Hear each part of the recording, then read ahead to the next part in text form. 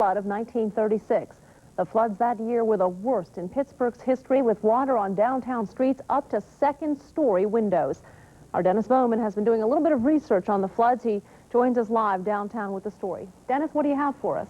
Well, Roxanne, right now I'm standing on the Boulevard of the Allies, just outside the Pittsburgh Press Building, where behind me, about 9 feet up that wall, is a plaque that marks the crest of a flood that does rank as the worst in this city's history. March 17th, 1936 is a day that has lived in infamy for 50 years now. And to the longtime Pittsburghers that I've been talking with about the great St. Patrick's Day flood, the events of that disaster are just as vivid as if they had happened yesterday.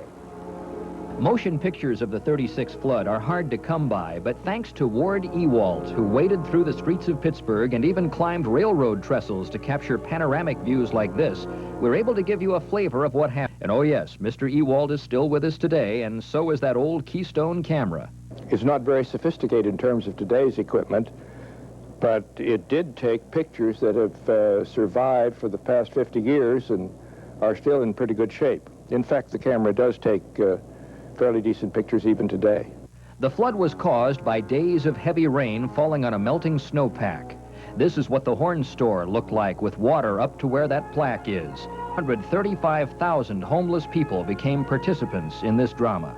This was a major disaster that everybody knew about, and so it didn't have to be sold to people that help was needed. So we found very quickly that anybody that we asked to do a job very quickly agreed to do it. The water rose 6 inches every hour, trapping hundreds of people in downtown buildings and causing other hazards, such as the Waverly oil and a gas explosion in Lawrenceville. The Highland Park Bridge was washed out, and the Pittsburgh Red Cross had its hands full feeding a city.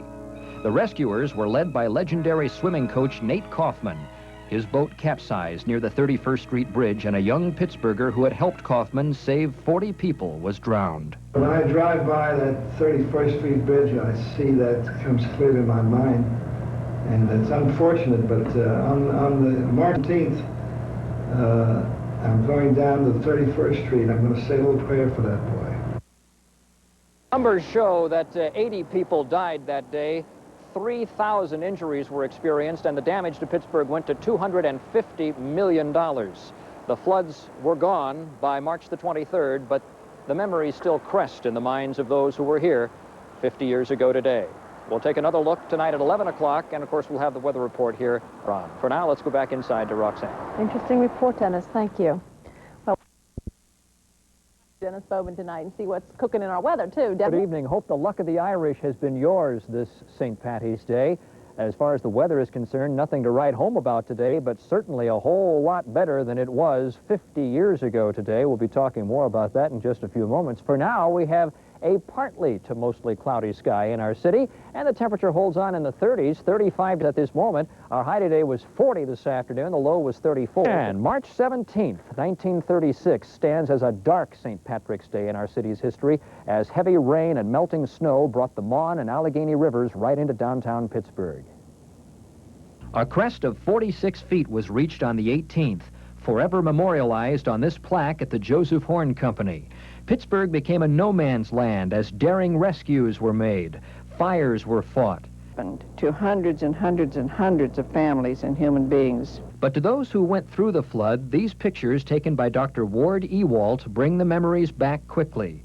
Even with the flood control measures taken over the years, the logical question to ponder is, could this ever happen again? If the heavy rain falls on any part of the basin that is non-protected, we can have a similar situation that we had in 1936. There is no guarantee that we can't have a flood of 36. Footage, Dennis. Thank you. It certainly is. And still ahead tonight, long lines at the Civic Arena, but not for the Pens.